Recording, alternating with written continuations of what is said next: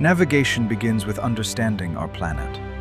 Once you know the Earth's shape, its coordinate system, distance, and direction, the entire ocean becomes a map you can read with confidence. So let's begin our journey into the world of navigation. From space, the Earth looks round, but it's not a perfect ball. It is slightly flattened at the top and bottom. This shape is called an oblate spheroid. In simple words, round like a ball, but gently squashed at the poles. At the very top lies the North Pole, and at the very bottom, the South Pole. These are fixed points, and almost every concept in navigation relates to them.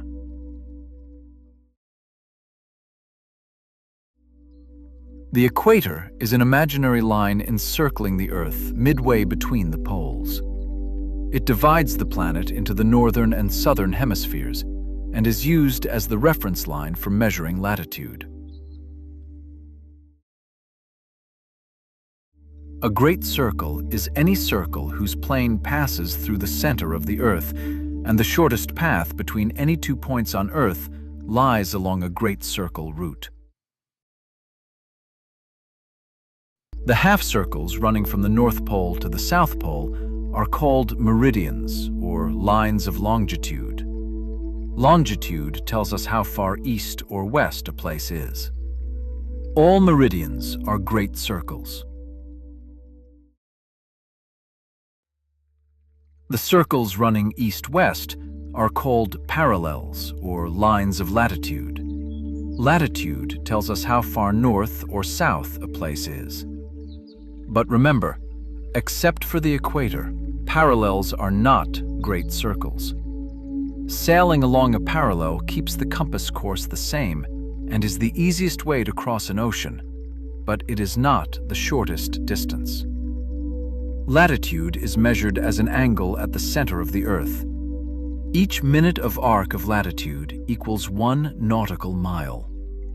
And because the Earth is not a perfect sphere, the length of 1 nautical mile in meters is not the same everywhere. It is maximum at the poles, around 1,861.7 meters, and minimum at the equator, around 1,842.9 meters.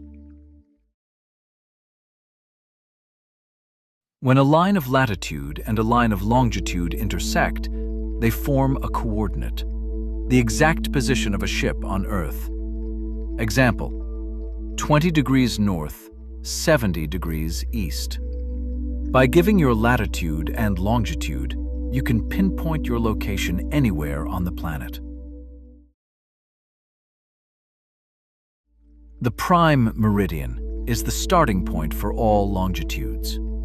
It is marked as 0 degrees and passes through Greenwich, England. All longitudes are measured east or west from this line. At sea, distance is measured in nautical miles. 1 nautical mile equals 1 minute of latitude. This makes navigation easy. The side scale of a chart can be used directly to measure distance. To travel from one point to another, we must know the direction. Direction at sea is measured in degrees from true north, using the compass or the chart. True north is the direction towards the geographic North Pole. It is fixed and shown by the meridians on the chart. It never changes with time or magnetic influences. Magnetic north is different.